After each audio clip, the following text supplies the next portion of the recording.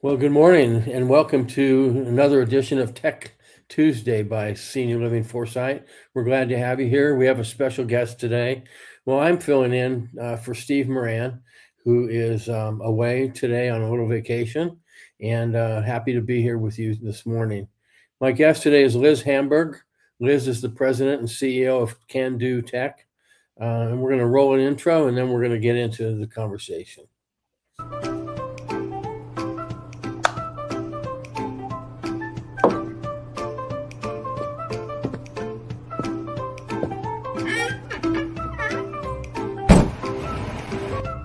Hey guys, Steve Moran here.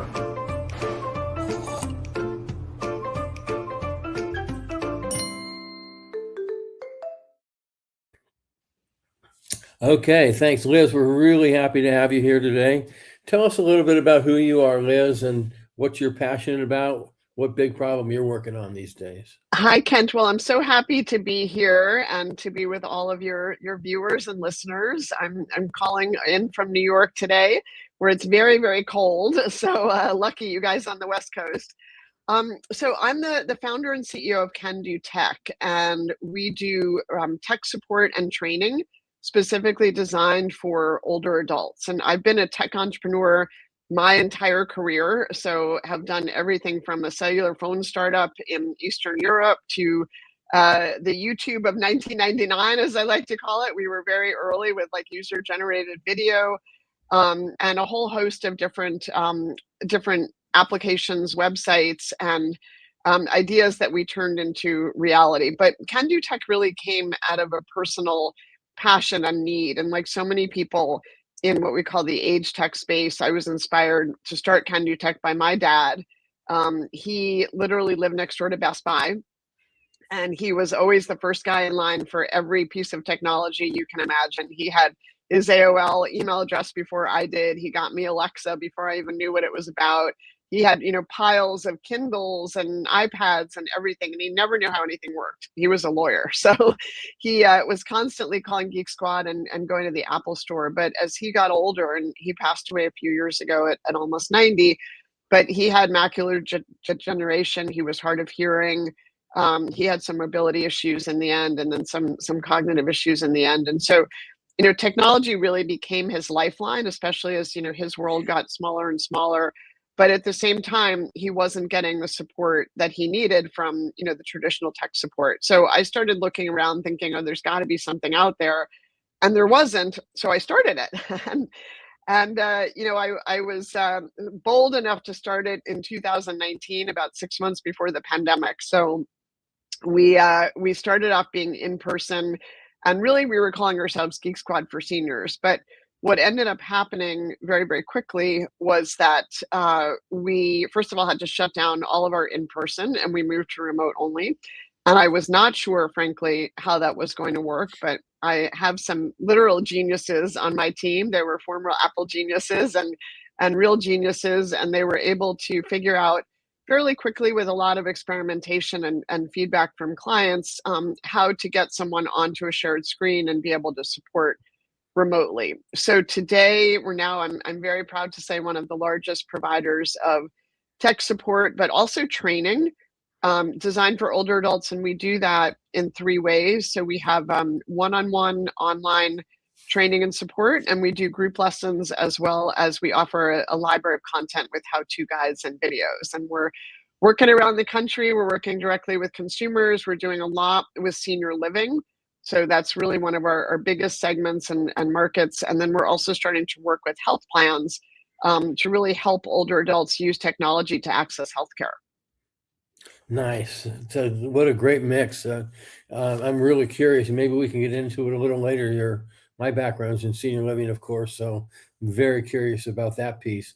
But let's start with the data that challenges everything that operators think they know about residents and technology. And I know that there was a brand new, just came out AARP study that was actually revealed today. Tell us about that. Yeah, well, I have not had the chance to look through the data closely with AARP. I'm excited to dig into it, and we can definitely provide the link in the chat here for your viewers. We do our own surveying, so we survey all of our users at the beginning of all of their engagements, and then we survey all of our users every 6 months. So we've got some data that just came out from the fall that I'm happy to share with you. But one interesting thing that I did notice and have seen years and years, in the past with AARP, and they're a great partner of ours. They have a wonderful group called the Age Tech Collaborative. If you're not familiar with that, that's a really, really strong network of age tech entrepreneurs around the country, and we were very, very fortunate to be part of that. We were part of their incubator. They are a proud investor in Candoo Tech. So I love AARP and the Age Tech Collaborative, but where I find that we differ in our opinions a little bit is that they survey and they report on data for AARP members using technology, and they typically don't segment out. So most of it is from 50 plus.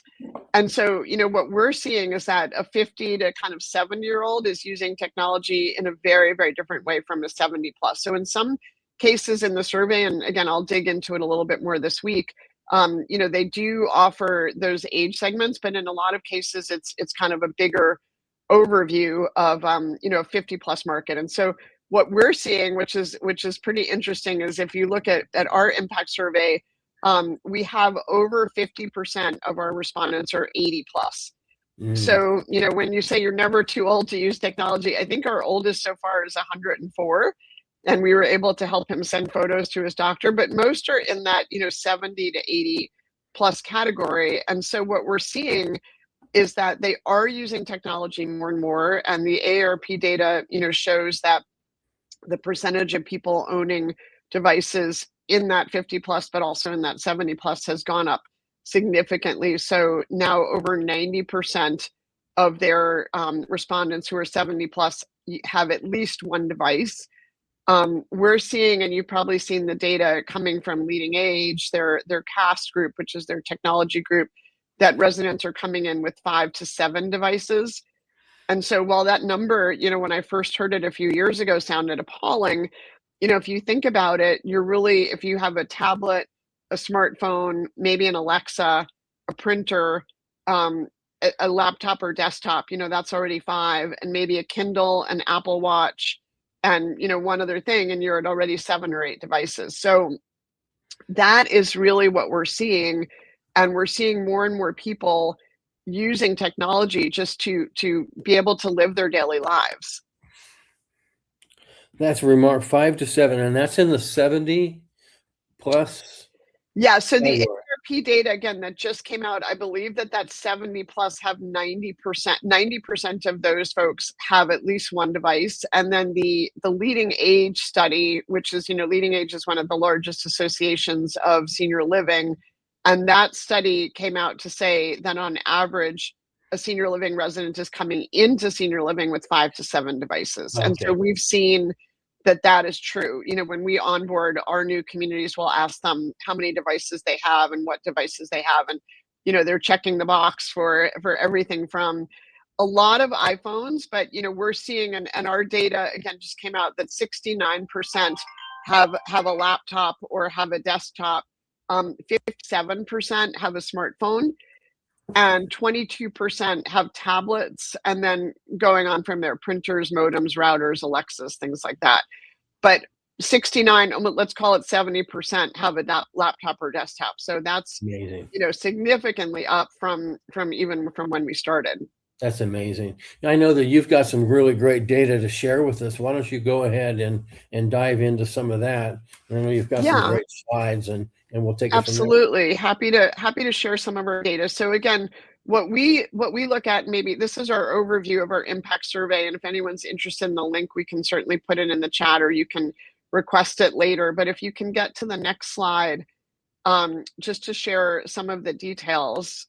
Or can I control that, or do you? I think, let's see if I do. Okay, here we go. Yeah, there we go.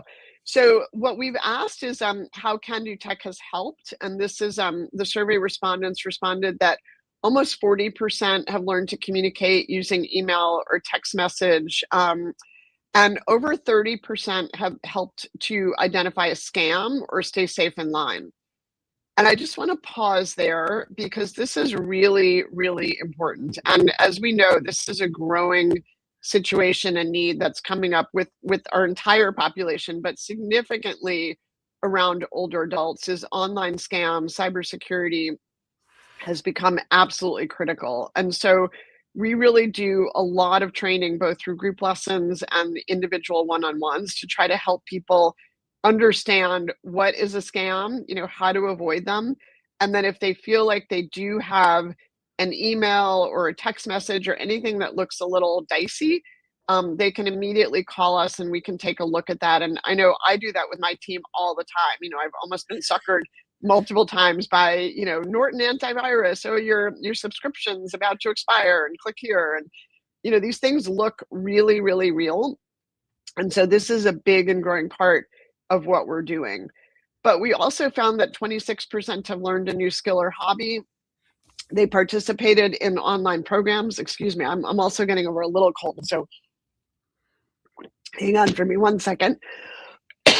And they participated in everyday activities. So we're really seeing people using technology more and more just to live their daily lives. And then if we go on to talk about, speaking of a cough and a cold, technology and health. So this is what's been really, really interesting to me is, I'm sure you've experienced it yourself, where even to schedule a doctor's appointment, to get your test results, to communicate with your doctor, you have to have an email address. Very often you have to log into a portal. And so we've seen really growing rates of our members, as well as just in general, the population using technology to access healthcare. And as I mentioned, we're working quite a bit and increasingly with health plans, with Medicare, Medicare Advantage plans, and Medicaid. But if you look at the numbers on the right in orange, those are percentage increases since the last time we did a survey, which was in February, so just about a year ago. And then this data is 6 months after that.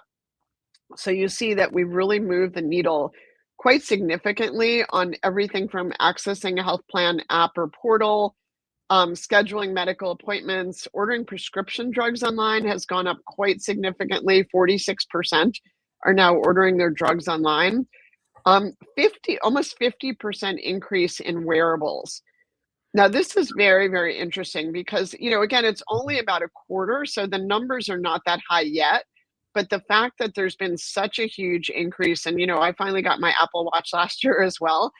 This is very, very interesting data. And I think that, healthcare professionals really are going to need to acknowledge this and realize that while people are using technology, they are going to need help more and more to be able to access it. So Liz, just real quickly, interject something here to ask you. So you're right that the more and more is happening on an app or on a portal, and my health plan, for example, tells me that I have a portal and to create something. I'm relatively tech savvy, not tremendously, but I didn't even know about this portal for the longest time, and then to log in and then to use it. So how do you help people with that?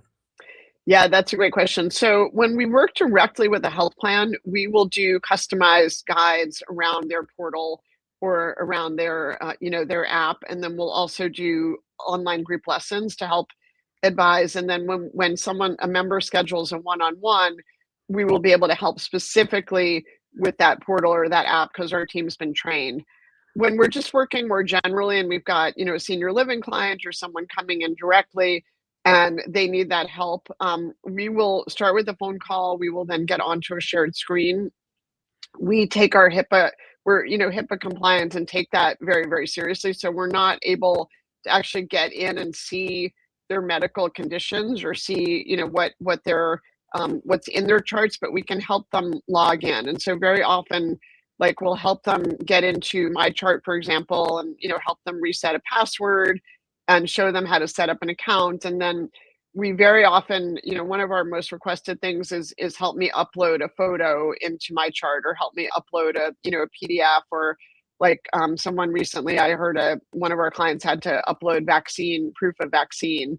And so they had to upload that documentation. So those are the kind of things that we can help them with just a phone call.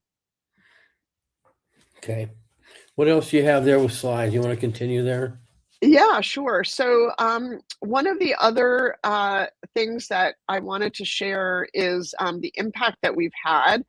And so one of our biggest goals is to increase confidence levels in technology. And again, we've had very, very smart people, professionals who are perfectly competent in the rest of their world and their life say, "Oh my God, my hands are shaking or my heart is beating and I feel so nervous about using technology." And so one of our goals is really just to be able to calm them down and give them the confidence. So we're very proud to show that over 70% now have said that they feel more confident, that they're using 52% are using technology more.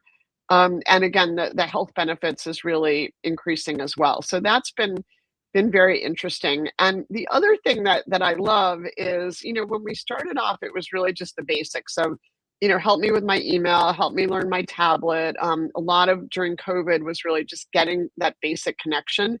But now what we're seeing is we just got the data from our most popular how-to guides. So we've got a library of hundreds and hundreds of guides, and some of the more popular ones were how to use Instagram, but also gaming. So I love this. This was in Oh response my to, God. yeah, to some requests that we've gotten from clients who said, can you help us learn how to use gaming? And so, they're playing everything from online bridge and mahjong, but even more interactive games, Dungeons and Dragons and all sorts of things. So in terms of creating connection, creating community, this is really, really interesting. And then some of the more basics, how to improve your online account, how to use Uber, how to use an iPad. These were some surprises, but even more interesting and surprising was our group lessons. So we have a whole library of group lesson topics. We had probably about 50, 60 topics, and then we started taking requests from our members. And so just looking at the latest data that just came in from 2025, using Instagram was right up there, but designing with Canva. I don't know, do you ever use Canva? I don't, but I Yeah. would love to. But Well, come in and take a class. So, so designing with Canva was a really, really popular one. We work with an association of children's book illustrators, which is sort of an interesting group. Many of them are older, and they have to learn how to use these online tools. So designing with Canva was a really popular one. Password managers, which we all dread the passwords, so really learning how to use those. And then scanning QR codes. How many times now do we go into a restaurant and they say, "Oh, I'm sorry, I don't even have a menu." So learning how to use those QR codes, learning how to use Zoom, the basics of TikTok. Again, something that you wouldn't think older adults are using, but they are. And then, of course, Chat GPT. are older adults using Chat GPT increasingly? They're most definitely using Chat GPT, and they're most definitely asking how to use it. Wow. And what are they using it for? It's really a range. It's everything. I think it's sort of replacing, a search in Google to Mhm. planning travel, to, figuring out gift giving. We've heard people who say, "Oh, I needed to give a gift to my nieces or nephews or grandchildren." It's like, I have no idea, what is a 6-year-old like these days? And, ask Chat and it will come up. So I think it's been very, very interesting. I mean, also in terms of, just creating presentations, there's lots of different activity groups, book groups using it. So it's been really interesting. And again, what was interesting to me was that this was a request that came from our audience. This wasn't something where our team said, "Oh, I think that everyone would like to use, ChatGPT. Let me create a lesson." This really came from the audience and was really from, the ground up of saying, "Oh, can you teach me how to use chat? Can you teach me how to use QR codes?" Interesting. So with these group lessons, I'm curious about kind of how they work. Is it a live online class that people take? Yep. So they're live online classes. They're done typically by community or by, health plans. So they're kind of private groups where some people know each other, but some people are meeting for the first time online. They can be accessed either from a community room or from the privacy of someone's home. So they're done on Zoom, and they start with a phone. They start with a lesson. So we do typically a presentation. That's usually, about 15, 20 minutes, and then we'll go into a live demo. So, I've been on some, for example, with Instacart, where, we'll do a demonstration, and then someone, the group lesson instructor will say, what are you cooking for dinner? And someone will come up with a recipe and say, okay, well, let's get all the ingredients for your cart, and then put everything into the cart. So it really is kind of real world applications. And then people can follow along with their devices so that they're actually creating the account or learning how to use it in real time. Gosh, I need that. That would really Well, come on into a lesson. that would be super helpful and really great. Any other data you have you want to share with us? That's really it in terms of the formal data, but I'm happy to, answer questions as well as to share just a little bit more about what we're seeing in the marketplace. Sure. So your data shows that 60% of Candoo users access telehealth or research medical information after training. That's huge for resident outcomes. What changes between won't use technology and actively using technology Yeah. specifically? You know, for me, the biggest lesson learned was that if you ask someone, do you want to use technology? Typically they'll say no. I've lived for 70, 80, 90 years without it, and I really don't need it. But if you ask someone, would you like to see your grandchildren? Or I had a really wonderful, beautiful moment with a client in a community we're in Tulsa, Oklahoma. And the woman was in her 80s. Her husband was pretty active with technology, but she said, it's not for me. My husband takes care of it. And I said, well, what do you like to do? What's your hobby? And she said, well, I used to play the piano in my father's church. Her father was a preacher, and she would play the piano every Sunday. And she said, I loved all these hymns, and I haven't heard these hymns in many, many years. And Mm. I'd love to, start playing again. And so I said, well, what's your favorite hymn? And it was a hymn I'd never heard of, but I did a quick search on Spotify, and up came the hymn. And she was literally, almost crying. Here was something from her childhood she hadn't heard, she hadn't been able to find. And then she said, can you find the sheet music? She was in Tulsa, Oklahoma. I don't know where the nearest place to buy sheet music was, but it definitely wasn't nearby where she was. And so, we looked online, and she was able to find a PDF of the sheet music and literally just download it right there. So, those are the kind of moments that where someone says, "Oh no, I don't need technology," but because they just don't know what it can do. And I do have one more example. I don't know if we can share one more screen here. So this Yeah, is Florence. Florence is 88 years old. She's living independently. She's very, very independent, very smart, very with it. But she had bought a pair of shoes online. Are you familiar with Zappos? sure. Yeah, It's they got absolutely. they got bought by Amazon, and she Yeah, could not return this pair of shoes. So I can share with you just a quick little example if you can hear this and see this of yeah, what Florence's perfect. experience was like. Let's see if we can play this. How's that? Excellent. Good morning. Hello, good morning, Florence. It's me, Steve from Candoo Tech.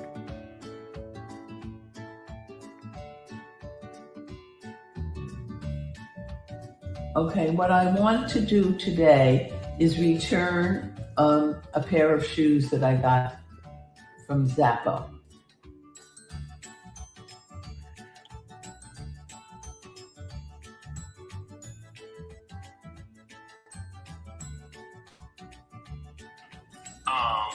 Tap on Submit Return.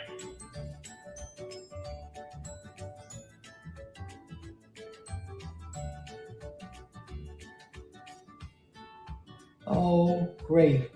Okay. Now, So what now, I would like to um, do is, can I also, I'm happy to have the QR code, but I can also print it. that's one of the things I'd like to do because I haven't given up paper entirely. Okay. Stephen, you're a genius. There you go. Thank you very much. And it's been a long time in coming. I think I've been trying for 3 or 4 days, and nobody could help but you. So thank you. There you go. Okay. You're welcome. You're welcome. So that's just a quick example of we can stop sharing that of what the experience looks like. But what you'll see is like that's not traditional what you would call tech support, right? Because she's not going to call Geek Squad, she's not going to go to the Apple Store for that. But obviously Florence was incredibly frustrated and really needed to return that pair of shoes. And so in just a quick visit, I think it was like a 15-20 minute session, we were able to really just point her in the right direction and set her on her way. That's terrific. So you literally, I've been reading here, you literally paint red nail polish on and off switches for seniors. You've never used a tablet. Tell us about that. Yeah, well, especially during COVID, we don't do that quite as much anymore. But when we were working with helping to hand out tablets, and people had no idea where to go and what to push, we were literally pointing and painting nail polish on that. So we've got a few clients now that we're helping with brand new tablets. But for the most part, again, what's been interesting to see is that clients now have their own devices. So even when we are handing out or offering tablets, we're finding that they already have their own. So they're getting the basics, or very often a family member will give them one. I know we're in January, so this is a big time post holiday season. I'm sure a lot of people still have an unopened box of a smartphone or tablet, and they're probably intimidated by it. And it's it's the point is get it out there, crack that box open and learn how to use it, because it's not scary once you get into it. So an operator finishes watching this interview, say on a Monday morning, they walk into their community Tuesday. What's the one thing they should do differently that week to immediately improve their residents' experience in technology? Well, there's a couple of things, and it's not a one size fits all. So very often we'll see that communities do have resident tech committees, which is great. We love that. There's very often, former experts or professors or what have you, and they can take care of a lot of issues. Very often we see that they have an IT person on staff, but that IT person is not trained to help residents. So they're dealing with, with staff, and then they're also dealing with residents, but it takes a very different mindset, mentality, and training to be able to deal with staff and to deal with residents. So I think, what I would recommend with senior living folks that are thinking about how to improve their resident tech experience is, figure out what you want. And you can do that by surveying initially, what do your residents have? What do they want? Where are they getting that tech support now?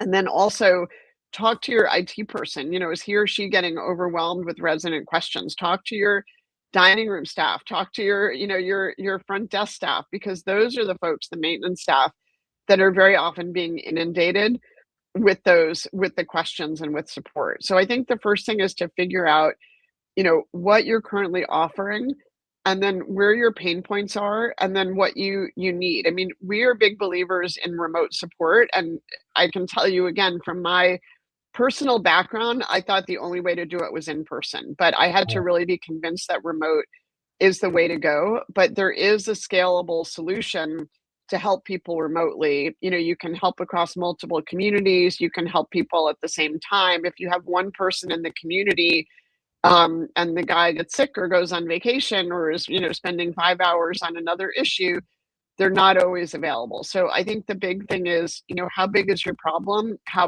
quickly do you need to scale? And, and then what are the potential resources available for you? That's great. Liz, we've got about 1 minute left. So I'd like to have you tell us about how we can get in touch with you. And I think particularly in the senior living world. Yeah, absolutely. Well, we're always happy to speak to people and give advice and share a little bit more about what we do. We're at candootech.com. You can also email us at partners@candootech.com, CANDOO tech.com, and feel free to reach out. We've got some great information on our website, but also, forms to fill out if you want to a call back, you can call our main number, 646-758-6606. 646-758-6606 to get in touch directly. And we would love to share our experiences with you and see if we can help you out. And you also see here for the viewers, this is Liz's LinkedIn profile. You can visit her on Yeah, and there. I post a lot on there. Again, we want to be seen as a resource. Obviously we'd love to work with senior living all across the country, but we also want to be seen as a resource. So if there are helpful tools, again, I'm going to go through the ARP study. I'll pull out some data from that. So I'll be posting that and sharing that shortly. We're always posting the latest information about how we can be helpful and what are some things to think about as you try to improve your communities. Great. Liz, great. Glad you're feeling better and hope you continue to feel better. Thank you. Sorry about the coughing. I'd like to have you I'm glad on to do today. this. Really appreciate it. Thank you. Absolutely. Thank you so much.